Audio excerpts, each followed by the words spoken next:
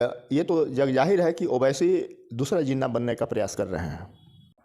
अब खाली मुसलमानों की बात इस देश में हो, दलितों की बात नहीं हो, अगड़ों की बात नहीं हो, पिछड़ों की बात नहीं हो, ये मुसलमानों को भी सोचना पड़ेगा कि मुसलमानों का फितरत भी यह रहा है कि वो सिर्फ सुनते हैं और सुनने के आधार पर ही वो कोई निर्णय लेते हैं। उनके लिए कौन अच्छा कर रहा है।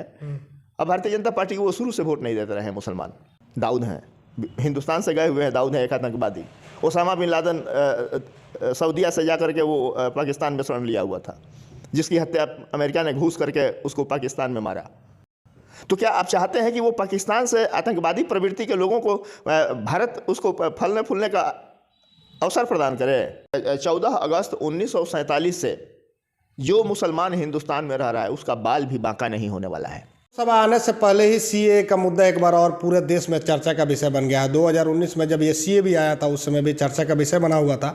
पूरे देश में प्रदर्शन चल रहा था। और फिलहाल अगर अभी की बात करें तो अभी जो है दिल्ली में लगभग बहुत सारे जगह पे प्रदर्शन भी हो रहे हैं। अरविंद केजरीवाल जो है इनके कह रहे हैं कि वो देश के खिलाफ ये कानून बन गया है। तो अभी हमारे साथ इसी मुद्दे पर चर्चा करने के लिए बीजेपी के वरिष्ठ नेता ओम प्रकाश सिंह हैं। बहुत दिनों से राजनीति में जुड़े हुए हैं, अपनी बातों को बड़ी बेबाकी से रखते हैं। इनसे जानने का प्रयास करेंगे कि आखिर बीजेपी का जितने भी कानून आते हैं, आखिर ये विपक्ष जो है इतना हाय तौबा जो मचाता है, इसमें क्या कुछ हाय तौबा मचाने के लिए इस कानून में कुछ गलत है जिसको वो बोल रहे हैं कि देश के खिलाफ ये कानून है। तो इनसे हम जानने का प्रयास करते हैं। बहुत बहुत स्वागत है सर आपका। जी, आपको भी बहुत बहुत धन्यवाद। आप लोग का सीए भी जब ये बिल आया था उस समय भी चर्चा हुआ था और उस समय में शाहीन बाग जैसे जगह पे पूरा जो है लोग बैठ गए थे और धरना प्रदर्शन चल रहा था। और एक बार फिर चुनाव आया है, 2024 है, 2024 में भी अब सीए बन करके आया है। बताया जा रहा है कि अब इसको इम्प्लीमेंट किया जाएगा। तो क्या कुछ मंशा है आप लोगों की, क्यों आखिर इतना विरोध हो रहा है? विरोध करने वाले लोग तो विरोध करेंगे और जब कानून बना है तो इसका अनुपालन भी होना है। और भारतीय जनता पार्टी के घोषणा पत्र में 2019 के घोषणा पत्र में भी था कि हम सत्ता में आएंगे तो सीएए कानून लागू करेंगे। एक बात देश के सभी लोगों को बढ़िया से समझने की आवश्यकता है कि सीएए जो कानून है यह किसी की नागरिकता नहीं छीनता है, ये नागरिकता प्रदान करता है। और नागरिकता कैसे लोगों को प्रदान करता है? जो लोग पाकिस्तान में माइनॉरिटी हैं, जो बांग्लादेश में माइनॉरिटी हैं, जो अफगानिस्तान में माइनॉरिटी हैं, जिनका जीवन यापन करना वहाँ पर कठिन है, वो वहाँ से आकर के देश में शरण लिए हुए हैं, उन लोगों को नागरिकता देना है।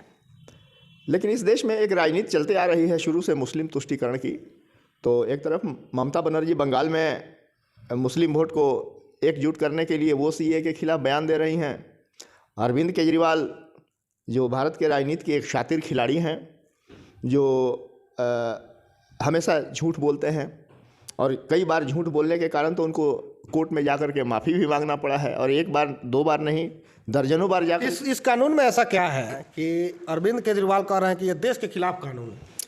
तो वही बात आपसे बतलाया ना कि अरविंद केजरीवाल को यही नहीं पता है कि ये कानून जो है वो किसी की नागरिकता छीनता नहीं है, वो नागरिकता प्रदान करता है।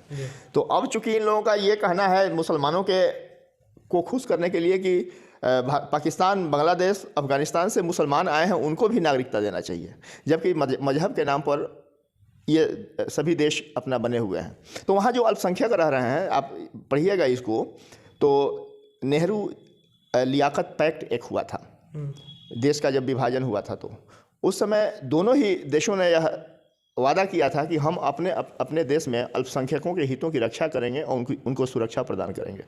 लेकिन पाकिस्तान उसमें अपने वादे पर खरा नहीं उतरा और भारत में अल्पसंख्यक और बहुसंख्यक जो भी हैं सभी समान अधिकार लेकर के वो यहाँ पर जीवन यापन कर रहे हैं। और वहाँ पर जो हिंदू रह गए, 25% हिंदू आसपास में उस समय थे विभाजन के समय में, आज मुश्किल से 1 से 1.5% आज बचे हुए हैं। तो आप बताइए कि उनके साथ मानवीय दृष्टिकोण अपनाना चाहिए या नहीं अपनाना चाहिए?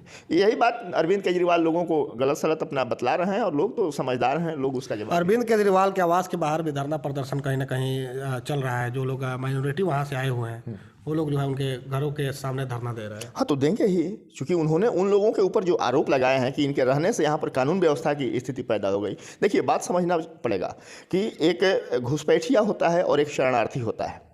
तो शरणार्थी जब आपसे शरण मांगेगा तो ये तो भारत की बहुत पुरानी परंपरा है कि हम अगर हमारे शरण में कोई आ जाए तो हम उसको स्वीकार करते हैं, उसकी सुरक्षा करते हैं। लेकिन यही अरविंद केजरीवाल घुसपैठियों के बारे में एक शब्द भी नहीं बोलता है। जो अवैध रूप से रोहिंग्या मुसलमान भारत में आए हुए हैं, चाहे बांग्लादेशी जो घुसपैठ करके जो मुसलमान आए हुए हैं, उसके बारे में न ममता बनर्जी कुछ बोल सकती हैं और न अरविंद केजरीवाल बोल सकते हैं, क्योंकि ये जानते हैं कि जो भारतीय जनता पार्टी जो कर रही है वो तो अच्छा है, लेकिन अपने वोटर को एक मैसेज देने के लिए मुसलमानों को, और चूंकि मुसलमानों का फितरत भी यह रहा है कि वो सिर्फ सुनते हैं और सुनने के आधार पर ही वो कोई निर्णय लेते हैं, उनके लिए कौन अच्छा कर रहा है। अब भारतीय जनता पार्टी को वो शुरू से वोट नहीं देते रहे मुसलमान, लेकिन कौन ऐसी योजना इस देश का मुसलमान बताए कि भाजपा ने कौन ऐसी योजना बनाई है जिसमें मुसलमानों को उसका लाभ नहीं है। अगर हिंदू को लाभ है तो मुसलमान को भी लाभ है। सबका साथ सबका विकास का मतलब यही ना होता है। लेकिन अब ये कोई कह दे कि मुसलमानों के लिए हम, मुसलमान उसके पीछे अब दौड़ना शुरू कर देंगे। उनको अपना जेहन खुला रख करके और इस पर सोचना चाहिए। ये इस CAA से हिंदुस्तान में, अगर इसको NRC से जोड़ देते हैं, 1947 में भारत पाकिस्तान का बंटवारा हुआ। 14 अगस्त 1947 से जो मुसलमान हिंदुस्तान में रह रहा है उसका बाल भी बांका नहीं होने वाला है। ये बात मुसलमानों को कौन समझाए? ये उनको समझना चाहिए कि इस कानून में एक भी लफ्ज़ कहीं ऐसा हो जहाँ से कि लगता हो कि हम मुसलमानों का अधिकार इससे छीना जाता हो, तब मुसलमानों को क्लेम करना चाहिए इस पर। ममता बनर्जी भी उस समय आया था तो उस समय भी काफ़ी चर्चा में थी और आज भी काफ़ी चर्चा में है। मुसलमानों को लेकर के हमेशा उनके आवाज़ों को कह रहे हैं कि बुलंद कर रही है। जो हिस्सा मुसलमानों का बीजेपी छीनना चाहती है उसको देश से बाहर करना चाहती है। नहीं, ये तो कोई आधार तो बताए इसका कि बीजेपी कैसे मुसलमानों को देश से बाहर करना चाहती है। मुसलमानों के इसी सोच का तो वो नाजायज फायदा उठाती है ममता बनर्जी। उसको मुसलमानों को के सेंटिमेंट को भड़का करके और वोट लेना है। तो अब ममता बनर्जी अपना राजनीति करती हैं, लेकिन वो खतरनाक खेल खेल रही है। ममता बनर्जी को घुसपैठियों पर ध्यान देना चाहिए। जो अवैध रूप से आकर के आए, कोई घुसपैठी अब आसाम में आ जाए, आखिर वो भी तो एक चुनी हुई सरकार ही काम कर रही है। तो इस देश के मुसलमानों को अवैध रूप से आने वाले मुसलमानों से कैसे हमदर्दी हो सकती है? इस देश के मुसलमानों को इस देश के लोगों के साथ हमदर्दी है, और यहाँ के हिंदुओं को इस देश के मुसलमानों के साथ हमदर्दी है, न कि पाकिस्तान से आए हुए मुसलमानों के साथ और बांग्लादेश से आए हुए मुसलमानों के साथ, म्यांमार से आए हुए। एक शख्स गलत हो सकता है, 2 शख्स गलत हो सकता है। एक अरविंद केजरीवाल हैं, उसके अलावा बात करें ममता बनर्जी, असदुद्दीन ओवैसी साहब, वो भी कह रहे हैं कि मुसलमानों का जो है वोटिंग राइट छीनने का प्रयास किया जा रहा है। नहीं, ये तो जग जाहिर है कि ओवैसी दूसरा जिन्ना बनने का प्रयास कर रहे हैं, और ओवैसी ने मुसलमानों का जितना अहित किया है हित के नाम पर, हमसे ज़्यादा ये मुसलमान ही बतला पाएंगे। तो कहता है मुसलमानों के सबसे बड़े लीडर हैं ओवैसी साहब। अच्छा, तो इसका पैमाना क्या है? उनको इस देश में 1% भी वोट नहीं मिलता है, 0.5% भी वोट नहीं मिलता है उनको। तो देश के मुसलमानों के नेता कैसे हो गए? मुसलमानों की बात तो उठाते हैं, सदन से लेकर सड़क तक हमेशा तो उठाते हैं। तो मुसलमानों की बात उठा देने मात्र से अगर उसमें कोई लॉजिक नहीं हो, कोई तर्क नहीं हो, तो मुसलमान भी तो सोचता है, दिमाग लगाता है कि ये जो बात बोल रहे हैं वो सही बोल रहे हैं कि गलत बोल रहे हैं। तो कहीं से वो मुसलमानों के हिमायती, वो मुसलमानों के शत्रु हैं। मुसलमान इस पूरे धरती पर जितना सुकून के साथ हिंदुस्तान में रह रहा है, ओवैसी क्यों नहीं, चीन में उइगर मुसलमानों के ऊपर आज रमज़ान का महीना शुरू हो गया है।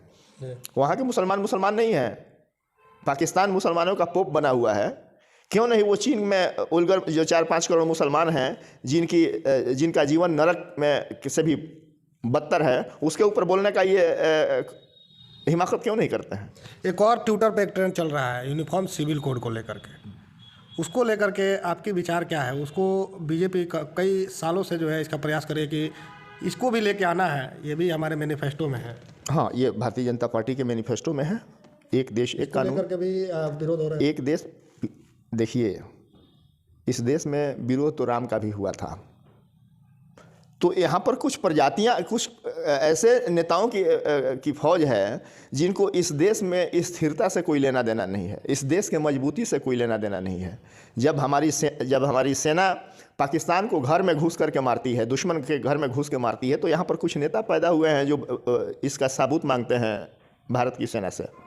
तो वो लोग हैं, उनको ये हमेशा सबूत मांगते रहेंगे।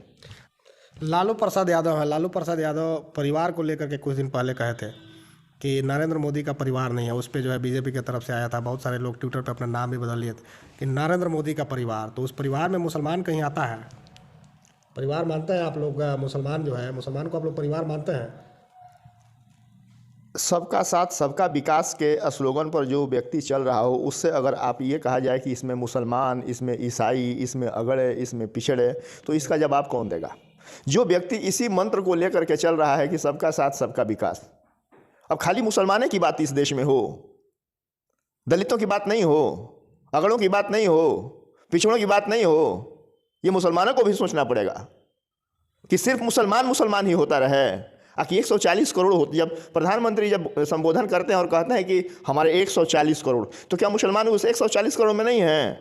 आप लोग तो एनआरसी के थ्रू जो है उनको बाकी का है तो हिंदू हैं या पारसी हैं, जैन हैं, सिख हैं, उनको तो नागरिकता दे रहे हैं, लेकिन मुसलमान को नागरिकता नहीं दे रहे हैं। इसीलिए तो ये सवाल उठ रहा है, और ये सवाल लालू प्रसाद यादव भी उठाएंगे, तेजस्वी यादव भी उठाएंगे। हमेशा मुसलमानों को, मुद्दे को हमेशा वो उठाते रहते हैं। आप बात एनआरसी की कर रहे हैं कि सीएए की कर रहे हैं? दोनों चीज़ों का अगर जोड़ा जाता है, हाँ, दोनों चीज़ों का अगर जोड़ते हैं तो ये कहीं ना कहीं ये तो मुसलमानों के खिलाफ तो जा ही रहा है। क्या इसीलिए तो ये लोग विरोध कर रहे हैं। क्या इस देश के मुसलमानों के खिलाफ?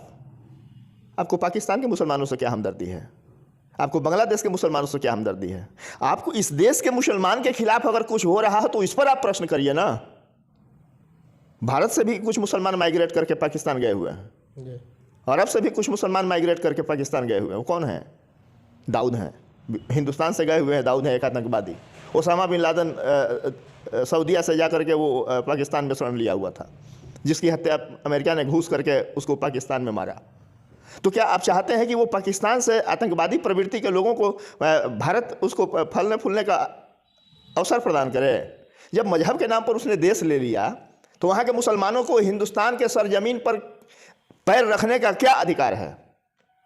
हमारी उन मुसलमानों से हमदर्दी है जो 14 अगस्त 1947 को यहाँ रह गए, जिनके पैर पाकिस्तान के सरजमीन पर नहीं गए, जो भारत में ही रहना उन्होंने कबूल किया।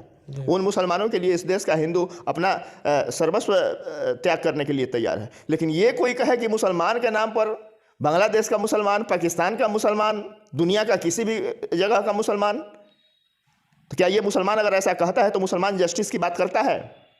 उसके लिए देश महत्वपूर्ण है या पाकिस्तान का मुसलमान महत्वपूर्ण है, कि उसको बांग्लादेश का मुसलमान महत्वपूर्ण है? अगर ऐसा उसका सोच है तो हम उसका आलोचना करते हैं, उसकी भर्त्सना करते हैं इस सोच का। केजरीवाल जी का एक और बयान जो है काफ़ी ज़्यादा ट्विटर पर ट्रेंड कर रहा है कि ये देश की सुरक्षा के साथ में खिलवाड़ है। अगर वहाँ से कोई क्राइम करके आता है तो यहाँ पे इस कानून के तहत उसको नागरिकता मिलेगी। नागरिकता मिलने के बाद जो यहाँ पे जो मूलभूत जो निवासी हैं, यहाँ के जो एमपी बनते हैं, विधायक बनते हैं, वो बनेंगे, प्रधानमंत्री तक बनेंगे, तो देश के लिए ये खतरा नहीं होगा? नहीं, वो कहाँ के हैं? किसी दूसरे देश के हैं।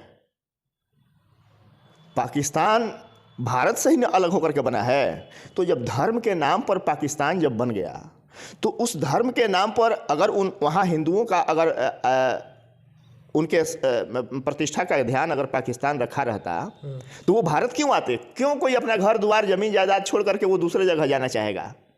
तो कहीं ना कहीं वो प्रताड़ित हैं और वो शरणार्थी के रूप में वीजा ले करके यहाँ पर आए हुए हैं और रह रहे हैं।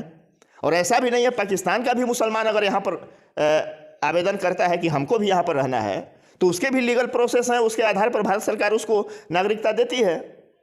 अदनान सामी जो आपका गायक है पाकिस्तान का, जो भारत में रह रहा है, उसने बजाबते क्लेम किया कि हमको यहाँ पर रहना है और भारत ने उसको नागरिकता दी।